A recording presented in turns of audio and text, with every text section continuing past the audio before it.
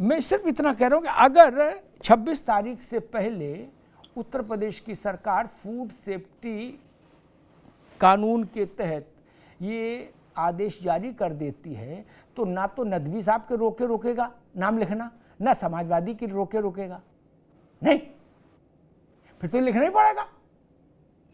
कानून तो संसद का है, वो एआईएम या सपा या बसपा कांग्रेस भाजपा का तो है नहीं।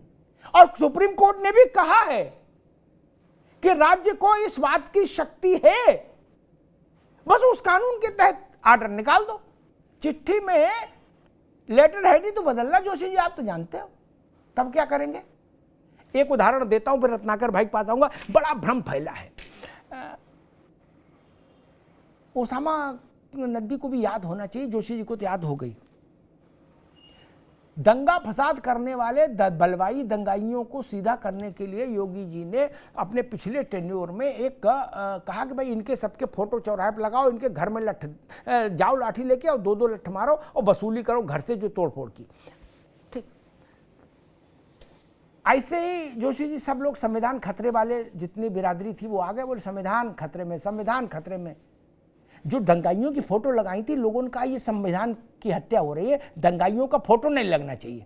क्या इनके गले में माला पड़े और मुंह में पान की गिलोरी डालो वो तो ठीक है, लेकिन दंगाई की फोटो नहीं लगना चाहिए। सुप्रीम कोर्ट आ गए। जोशी जी बड़ा अद्भुत किस्सा है, और मजे की बात ये बिना देखे मुझे याद है इसलिए और अद्भुत है। सुप्रीम कोर्ट गया मसला, सुप्रीम कोर्ट ने कहा नहीं ये तो बहुत दिक्कत है, दंगाई हैं, बच्चे हैं, लेकिन ठीक है दंगा ये नहीं करना चाहिए, लेकिन फोटो ना लगाओ। क्या गुडी गुडी कर दिया उन्होंने। मालूम क्या कहा था सुप्रीम कोर्ट ने? उसने कहा कि फोटो लगाने का कानून नहीं है मौजूद। क्या योगी जी ने उसी रात कानून बना दिया और सुप्रीम कोर्ट उसकी कॉपी भिजवा दी, बोले मिलाड आपके आदेश का पालन किया, कानून नहीं था, कानून लागू कर दिया। क्या अब चौड़े में फोटो लग रही है। जोशी जी, संविधान भी सुरक्षित है, लोकतंत्र भी सुरक्षित है, जमहूरियत भी सुरक्षित है और फोटो भी लग रही है। नहीं, बोलो सियावर रामचंद्र की जय। इसका रत्नाकर जी, कहा जा रहा है भारतीय जनता पार्टी को झटका लग गया। हालांकि झटका वो ऐसा वाला मत समझिएगा, हलाल वाला। ये झटका मतलब धक्का लग गया। नहीं, मेरी जान को दूसरा बवाल शुरू करा दो, झटका क्यों बोला, हलाल क्यों नहीं बोला। तो और जोशी जी ने कहा कि योगी रिटर्न फिल्म चल रही है, तीसरा एपिसोड आ गया। रत्नाकर जी। अमिताभ जी देखिए, ये जो झटका लग गया की बात करने वाले जो लोग बैठे हैं यहाँ पे, वो एक चीज बहुत स्पष्ट रूप से आपने भी एक्सप्लेन किया और मैं फिर से पुनः उसको दोबारा बता देना चाहता हूँ कि ये अंतरिम स्टे है और सरकार अभी अपना पक्ष रखी नहीं है, और 26 तारीख को जब अपना पक्ष सारे कानूनों के साथ रखेगी तो वह पुनः फिर से जो है लागू कर दिया जाएगा। मैं खुश होने वाले लोगों को ये बताना चाहता हूँ। और मैं ये स्पष्ट तौर से कहना चाहूंगा अमिताभ जी, ये लोग जो कह रहे हैं कि विभाजन की राजनीति करते हैं, ये हम जब अपने धार्मिक आस्था की बात करते हैं, जब अपने हिंदुत्व की बात करते हैं, जब अपने धर्म की बात करते हैं तो ये कहते हैं कि विभाजन वाले लोग हैं, ये हिंदू मुसलमान करते रहते। अरे भैया, आपने एक बार भी पूछा कि रमजान में हलाला उत्पादों का मुसलमान लोग जाकर खरीदारी क्यों करते हैं?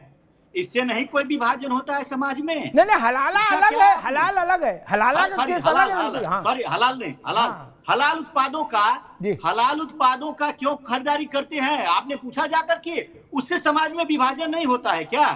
पूछा आपने? नहीं ना पूछा। लेकिन जब हम श्रावण मास में जब हम हिंदू जाते हैं कहीं पे, हम तुम्हारी दुकान से भी खरीद लेंगे, हमारा दिल बहुत बड़ा है, हम कभी खरीदते हुए ये नहीं देखते कि रत्नाकर सिंह जी की दुकान है या अपने जोशी जी की दुकान है या अग्निहोत्री जी की दुकान है, हम नहीं देखते हैं। और महाराज वो थूक कर हमारी सुनिए और पेशाब करके सुनिए, आप मुझे समझिए। नदवी साहब अभी रुकना, रत्नाकर जी जब सब बोल रहे थे शांत, अभी केवल रत्नाकर सिंह की आवाज। ठीक है, मैं तो कह रहा हलाल सर्टिफिकेशन और हलाला दोनों बंद करो, हलाला प्रथा बंद करो, ये सर्टिफिकेशन बंद करो। क्या विभाजन की राजनीति है? संविधान खतरे में है, लोकतंत्र भी खतरे में है। हमसे रात में लोकतंत्र और संविधान दोनों ने आके कहा था कि भाई साहब ये बंद कराओ, हम खतरे में हैं। जोशी जी, रात में दोनों आए हमारे पास, संविधान भी लोकतंत्र भी। हमने पूछा क्या हाल है, तो बोले भाई साहब ये हलाला और हलाल दोनों बंद कराओ, क्या सर्टिफिकेशन, तभी हम बचेंगे, नहीं तो बचेंगे नहीं, तुम्हें हमारी कसम। अमिताभ जी जी अब रुक जाओ भाई, रुक जाओ रत्नाकर जी। हमारा पूछ लीजिए। नहीं अभी नहीं, अभी अभी नहीं, बदले बदले से नजर आ रहे हैं। अरे एक बार रुक जाओ भाई, केवल रत्नाकर सिंह की आवाज। जी मैं ये पूछना चाह रहा हूं और ये कहना भी बताना भी चाह रहा हूं अमिताभ जी कि जब हम हिंदू अपने धार्मिक आस्था की बात करते हैं, जब हम कहते हैं कि श्रावण मास में हम शुद्ध रहें, कहीं भी कोई अशुद्धता वाली चीज हमसे ना हो, ना छुआछूत में हो, ना खान पान में हो, तो इनको आपत्ति हो जाती है। और सरकार अगर उस पर कोई कहती है कि हाँ आप अपने कौन से धर्म के हैं, मांसाहारी हैं कि शाकाहारी हैं, लगाकर वहां पे रखिए, तो इसमें कौन सी बुराई होती है भाई, ये बता दीजिए। हम आज अब्दुल अगर किसी होटल पे राम भरोसे होटल लिख देता है और हमारे कांवड़ वाले जब जाते हैं और भूख लगती है, उनको जब राम भरोसे देख करके घुसकर खाना खाते हैं और बाद में जब वो जीपे करते हैं या यूपीआई पे करते हैं और उसमें नाम लिख के आता है कि अब्दुल सत्तार, तब तो उसको लगेगा ना कि भैया कहीं हमारा धर्म तो भ्रष्ट नहीं हो गया। उसको शंका तो लगेगी ही ना। तब तो वो पूछेगा भैया कि आप अब्दुल हो कि राम भरोसे हो, ये पहले आप बता दो जरा, क्योंकि मुझे लग रहा है कि मैं कोई गलत जगह पे आ गया जहां पे मेरे धर्म भ्रष्ट होने की शंका है। तो अगर इसमें अगर वो अपने आप को अशुद्धता से बचाता है, अगर कहता है कि भाई इसमें कोई थूकने वाली दुकान नहीं है, ये कहीं पे मूत्र वाली कोई बात यहाँ पे नहीं है, तो इसमें वो अपने आप को बचाता है अशुद्धता से, तो क्या गलत करता है जरा मुझे बता दे भाई साहब, यहाँ जो लोग बैठे हैं। और मैं दूसरी चीज कहना चाहूंगा अमिताभ जी, मेरा प्रश्न यहाँ पे ये बैठे सेकुलरिज्म की जो चोला पहने बैठे हैं ना, इनसे मेरा पूछना है कि भैया बार बार हिंदुओं का अपमान तो आप करते रहते हैं। कभी कहते हैं कि हिंदू जो है हिंसक है, कभी आप कहते हैं कि सनातन जो है वो डेंगू मलेरिया है, कभी आप कहते हैं कि यह देश ही अल्पसंख्यकों का उसी का पहला अधिकार है। तो इनसे मैं पूछना चाहता हूं कि जब आपको सरकारी लाभ लेना होता है, जब कोई आर्थिक लाभ लेना होता है, तो आप अपने जाति का जाते हैं, प्रमाण पत्र दिखाते हैं कि भैया हम विशेष समुदाय से आते हैं, हमको ये अनुदान दे दिया जाए। उस समय तो आप जाति बताने में गर्व महसूस करते हैं। जब स्कूल में जाते हैं, जब बुर्का लगा करके और स्कूल प्रशासन वहां पे कहता है कि भाई सब बच्चों के साथ समान आइए, यूनिफॉर्म पहनिए, उस तरह से आइए, तो आप कहते नहीं नहीं भाई ये तो हमारा धर्म है और हमारा धर्म कहता है कि बुर्का पहन के जाओ।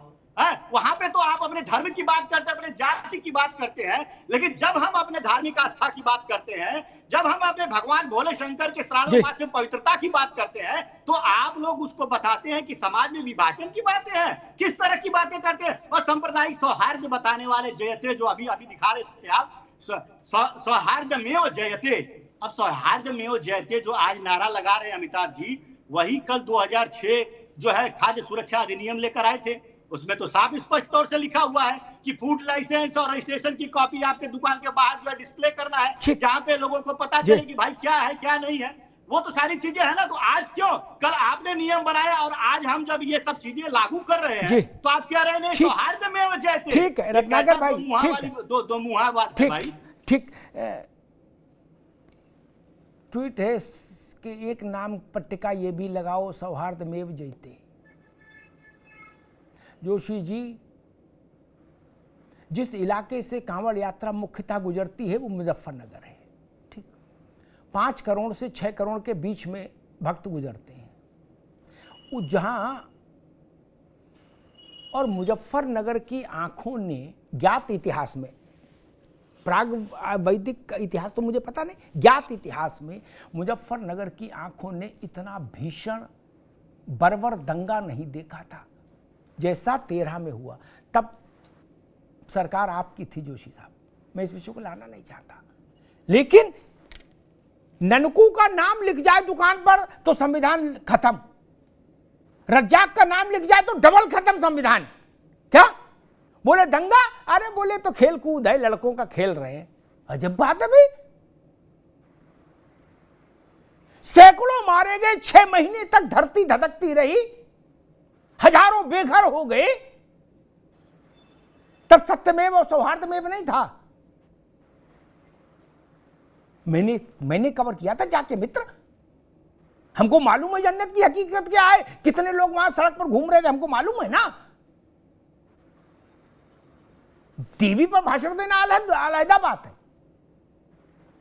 कि ईंट सीट बजा देंगे फलाना, और जब हो कि भैया चलो निकलो लपट में, तो प्राण सूख जाता है, बोले अंदर रहेंगे डर के मारे। टीवी पे तो हर आदमी भगत सिंह है भैया। इसलिए वो उससे बुरा दृश्य पश्चिम ने कभी नहीं देखा था जोशी साहब, कभी नहीं देखा था। मैं उसका गवाह हूं। इसलिए सत्यमेव जयते, सौहार्दमेव जयते, संविधान में जयते, लोकतंत्र में जयते, सब अच्छा, लेकिन उस दंगे की भी जिम्मेदारी लेनी होगी। खैर, यतीमा, मैं आ रहा हूं आप लोगों के पास। यतीमा, मैं समझ नहीं पा रहा कि भाई अगर दो बातें हो सकती हैं, स्वेच्छा से लोगों ने अपना नाम जो उन्होंने लिख दिया वो लिख ही रखें, क्योंकि हटाने का तो आदेश है नहीं, तब क्या होगा, तब भी संविधान खतरे में रहेगा, ये बच जाएगा।